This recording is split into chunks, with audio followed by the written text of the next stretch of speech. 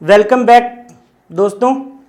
जैसे मैंने आपसे वादा किया था कि अब नेशनल इनकम को हम रोकेंगे और अपने नई यूनिट्स पर जाएंगे, determination of income, output and employment. देखिए एनसीईआरटी ने हमें ये चैप्टर दिया है, determination of income, output and employment, लेकिन अपने आप में ये चैप्टर बहुत ज़्यादा कंसेप्चुअल है। इसमें बहुत सारे ऐसे इकोनॉमिक्स के सिद्धांत हैं, कॉन्सेप्ट्स हैं जिनको समझना पड़ेगा। आनंद भी बहुत आता है क्योंकि ये इकोनॉमिक्स में जब हम इसके अंतर्गत जो चीज़ें जानेंगे वो आपके जीवन में बहुत काम आने वाली है। इकोनॉमिक्स कोई विषय नहीं है, कोई सब्जेक्ट नहीं है जिसे किसी स्ट्रीम के साथ आप जोड़ दें। जैसे कि अगर आप कॉमर्स स्टूडेंट है तो आप कहेंगे कॉमर्स में तो इकोनॉमिक्स होती है, आर्ट्स में नहीं होती, तो ये गलत है। ये एक विशेष प्रकार का विज्ञान है, साइंस है। ये हर जगह, जैसे फिजिक्स हमारे जीवन में हर जगह है। फिजिक्स अगर हम चल भी रहे हैं तो चलने में भी कोई फिजिक्स है। अगर हम वहाँ कहीं फिजिक्स के नियम को तोड़ते हैं तो हम गिर जाते हैं। साइकिल चला रहे हैं तो वहाँ पे भी फिजिक्स है। इसी तरह इकोनॉमिक्स भी हमारे जीवन का एक अटूट हिस्सा है। आप पढ़ें ना पढ़ें, लेकिन इकोनॉमिक्स आपके साथ चलेगी। खैर, इस तरह की बातों के लिए हमारे पास बहुत समय है, कभी ना कभी बात करूंगा। ये जो चैप्टर एनसीईआरटी ने दिया तो उसको आसान बनाने के लिए कई ऐसे रिफ्रेशर्स हैं, रिफ्रेशर बुक्स हैं, जो किताबें हैं, उन्होंने इसको डिवाइड कर दिया कि आप मान लीजिए इसको 3 तरीके से आप डिवाइड कर रहे हैं। पहले तो आज आपका आ जाता है concepts of aggregate demand, in short हम एडी बोलते हैं, एंड एग्रीगेट सप्लाई। उससे रिलेटेड कुछ एक कॉन्सेप्ट्स आएंगे जो हम पढ़ेंगे। फिर आ जाता है शॉर्ट रन इक्विलिब्रियम, ये भी एडीएएस का ही कॉन्सेप्ट है, लेकिन इसको इससे थोड़ा सा अलग करके पढ़ाते हैं। फिर आपके पास उसको डिवाइड कर देते हैं problems of deficient and excess demand. तो आप कोई भी रिफ्रेशर बुक का अगर इस्तेमाल कर रहे हैं, कोई भी जो भी आपके पास है, तो आप देखेंगे कि इस पूरे यूनिट को, determination of income, output and employment को इस तरह से डिवाइड कर दिया है कि पहले हम एडीएएस के कॉन्सेप्ट को पढ़ें, शॉर्ट रन इक्विलिब्रियम को पढ़ें, फिर हम problem of deficient and excess demand को पढ़ें। दोस्तों, नेशनल इनकम का आनंद अलग था और ये परमानंद है। ये इतना कॉन्सेप्चुअल है। अगर आप इन चीज़ों को समझने लगेंगे, मेरे साथ आप जुड़िए। मैं अब आगे बस इसी के क्वेश्चंस लेकर के आऊँगा इम्पोर्टेंट, लेकिन साथ में मैं आपको कॉन्सेप्ट भी बताता चलूँगा। बड़ा आनंद आने वाला है, बहुत इंटरेस्टिंग है। उसी से रिलेटेड मैं आपसे बात करता हूँ। देखिए, क्या ये मतलब इस तरह से क्या हम हमेशा से सोचते रहे हैं चीज़ों को लेकर के, चाहे वो विज्ञान से संबंधित बातें हों या किसी भी प्रकार, जैसे कला से संबंधित कोई बात हो, या जैसे हम अर्थशास्त्र, इकोनॉमिक्स ही पढ़ रहे हैं, तो इसमें इतनी सारी थ्योरीज कहाँ से आ गई, कैसे आ गई? क्या शुरू से ह्यूमन बीइंग जो है वो इस तरह से ही विचार करता था? एक शब्द है, मैं हिंदी में उस शब्द को नहीं रिकॉल कर पा रहा हूँ। उसमें मतलब हमारा जो ब्रेन है ना, दिन प्रतिदिन हर क्षण वो ग्रो कर रहा है, उसमें नई बातें आ रही हैं, वो मैच्योर होता चला जाता है। इसको हम बोलते हैं कॉग्निटिव रेवोल्यूशन या कॉग्निटिव थिंकिंग। ये कब शुरू हुई कहना मुश्किल है। बहुत रिसर्च हुए हैं, अभी भी हो रहे हैं, बहुत सी किताबें लिखी गई हैं। जैसा कि कहा जाता है, जो चीज़ें हमको समझ में आ गई, जिसके पीछे कारण समझ में आ गए, तो वो विज्ञान बन गया।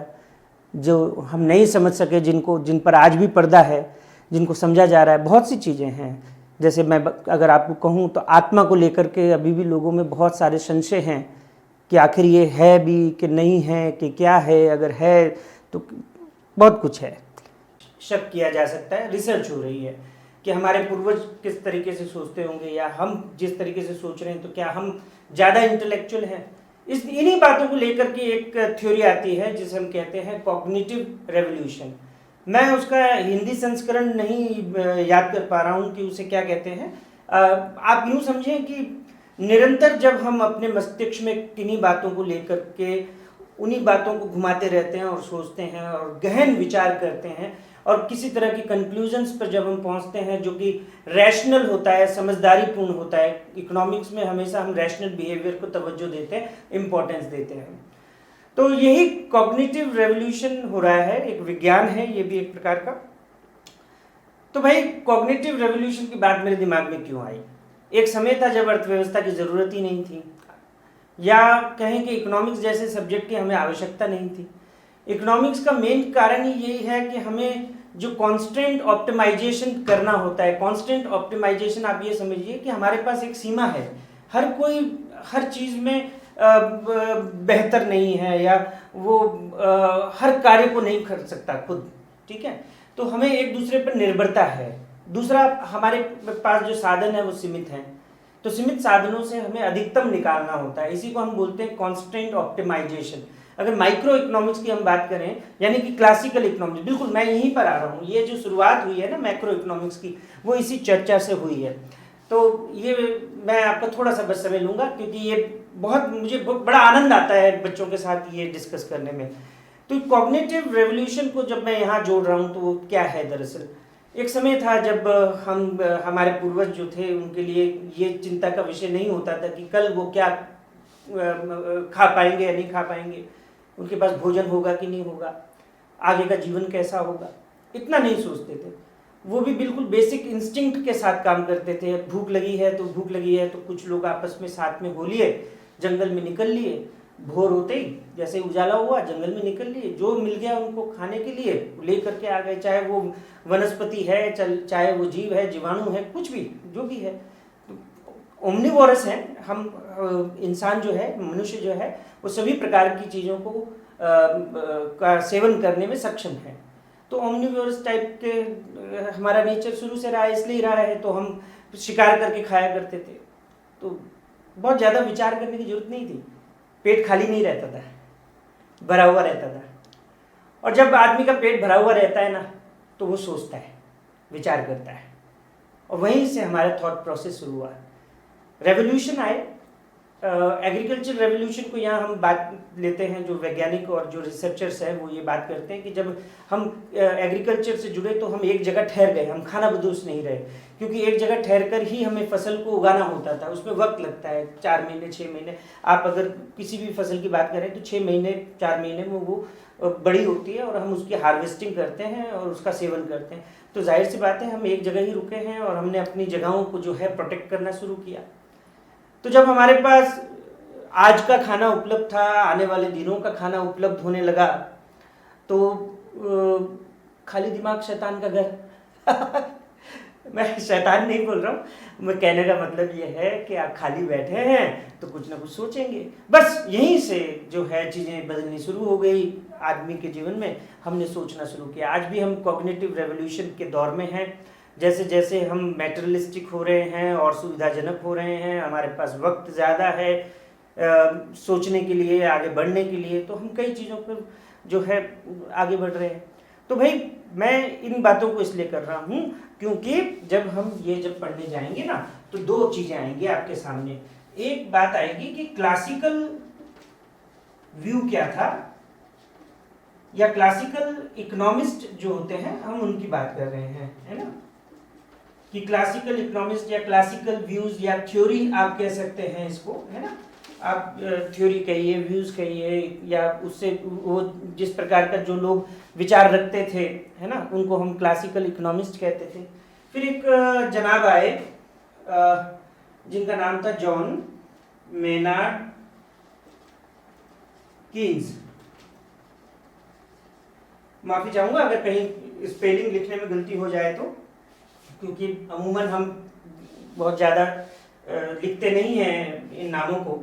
आप इन शॉर्ट इन्हें संबोधित कीजिए, J.M. कीन्स। ये एक ब्रिटिश इकोनॉमिस्ट थे जिनका प्रभुत्व जो है वो 1929 के बाद में रहा काफ़ी, क्योंकि इनकी जो थ्योरी थी उसको बहुत एक्लेम किया गया, बहुत माना गया, कई सरकारों ने उसे माना। और जो उस समय की समस्या थी उस पर मैं बात करूंगा, ग्रेट डिप्रेशन जिसको बोलते हैं, उस आर्थिक समस्या से बाहर निकलने में इनकी थ्योरीज का काफ़ी योगदान रहा।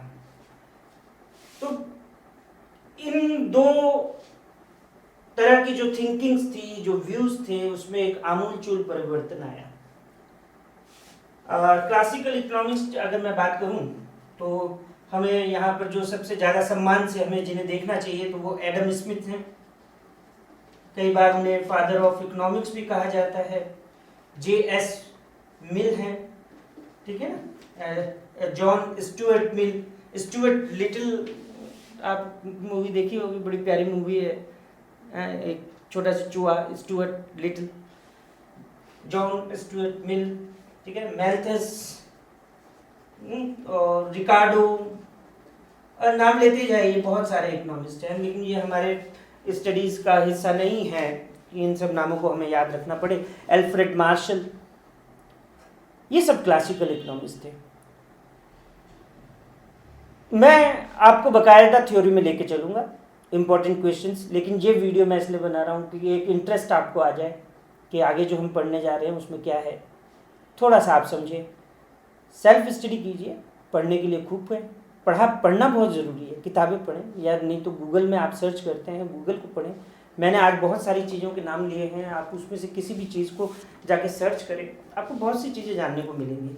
तो भाई क्या हुआ कि जब आदमी थोड़ा सा निश्चिंत हो गया, उसके पास ये चिंता नहीं रही कि कल का जीवन कैसा होगा, वो उसको जो है रोज़ का रोज़ अपने खाने के लिए मेहनत करनी पड़ेगी, तो वो थोड़ा सोचने लगा, विचार करने लगा। तो जब हम विचार करते हैं तो हमारे पास जो समस्याएं आती हैं उन समस्याओं को हल हम लेकर के आते हैं। जब तक समस्याएं नहीं होती हम उसको सही मानते हैं ना, जो भी जिस भी थ्योरी पर हम चल रहे हैं, है ना। मान लीजिए लोगों की आदत है कि हमें तो बिंदास खर्च करने की आदत है, भाई खर्च करो, आनंद लो, जीवन का यही फलसफा है, तो खर्च करेंगे, कोई दिक्कत नहीं है। लेकिन जब कोई समस्या आएगी, ज़्यादा खर्च करने की वजह से जो समस्याएं खड़ी होंगी, तब वो सोचेंगे। इसी तरह बहुत लोग बचाने की भी कोशिश करते हैं, तो ये भी कहना कि भाई बचाना, बहुत ज़्यादा बचाना भी बहुत अच्छा है, तो वो भी नहीं है, क्योंकि बहुत ज़्यादा बचाने से भी कुछ समस्याएं आ सकती हैं। ये सारी चीज़ें आप समझेंगे, बचत यानी कि सेविंग्स की मैं बात कर रहा हूँ। तो जब बहुत ज़्यादा आप सेविंग्स करेंगे तो उसकी भी कुछ समस्याएं आ जाएंगी, तब आप फिर नए तरीके से सोचेंगे। तो क्लासिकल इकोनॉमिक्स जो है कुछ 200-300 साल तक बड़ा आनंद से जो है, अगर हम बात करें एडम स्मिथ की, फादर ऑफ इकोनॉमिक्स की हम बात करते हैं, तो 1700-1800 ईस्वी के आसपास इन्होंने अपनी बात कही। इन्होंने जो बात कही थी वो बात थी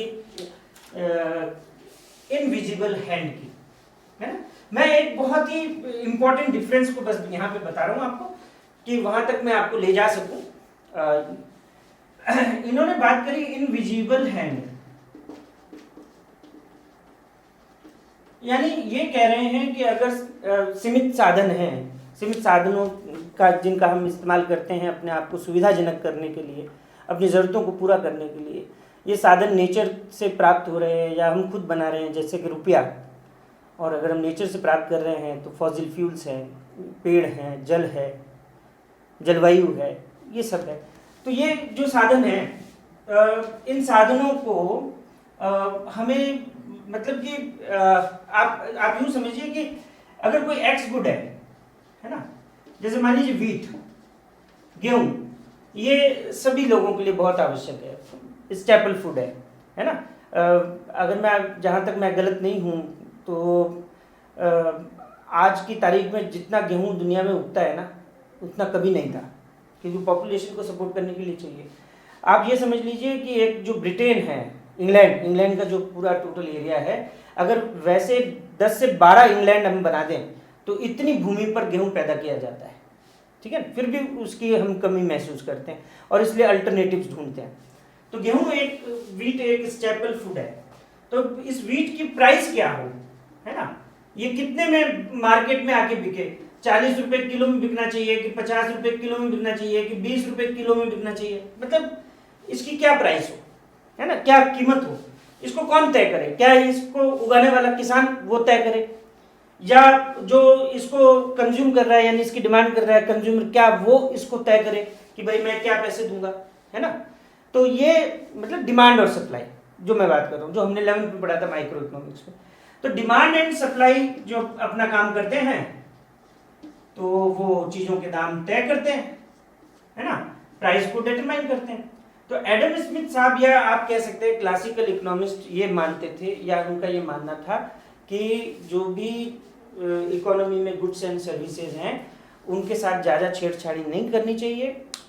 इकोनॉमी जैसे भी तय करे, यानी डिमांड और सप्लाई जो उसको तय करते हैं, जो उसकी कीमत को तय करते हैं, वो मार्केट को ही करना चाहिए। इसमें सरकार जो है, गवर्नमेंट जो है, जो कंट्रोलिंग बॉडी है, चाहे वो राजा हो, राजतंत्र हो, या डेमोक्रेसी हो, या नॉन डेमोक्रेटिक गवर्नमेंट हो, कोई भी हो, उस गवर्नमेंट को इंटरफेयर नहीं करना चाहिए। यानी कि क्लासिकल इकोनॉमिस्ट इनविजिबल हैंड की बात करते हैं कि डिमांड और सप्लाई से आप चीजों की कीमतों को जो है तय कीजिए, और नो गवर्नमेंट इंटरवेंशन। तो ये हंसी इसलिए आ गई कि जब ये थ्योरी आई थी तो इस थ्योरी में भी लोगों ने नोबेल प्राइज जीते हैं। सम्मानजनक पुरस्कार होता है जो हर क्षेत्रों में लोगों को मिलता है जो बहुत अलग प्रकार का कार्य करते हैं। तो इन्होंने जो बात कही उन लोगों को भी नोबेल प्राइज मिल गया, लेकिन जब हम किन्जियन पीरियड में आते हैं तो आप इसको मॉडर्न इकोनॉमिक्स कह सकते हैं भाई, है ना, मॉडर्न टाइम्स की इकोनॉमिक्स कह सकते हैं, और तब जाकर के हम इसको मैक्रो इकोनॉमिक्स भी कहने लगे। पहले हम माइक्रो मैक्रो नहीं कहते थे, क्लासिकल इकोनॉमी बोलते थे, या प्राइस थ्योरी बोलते थे हम इसको, है ना, क्योंकि ज़्यादातर इसी चीज़ को देखा जाता था कि भाई कि सेवाओं की, यानी कि कोई लेबर है उसकी प्राइस क्या होगी, या कोई गुड है तो उसकी प्राइस क्या होगी, तो प्राइस थ्योरी कहते थे।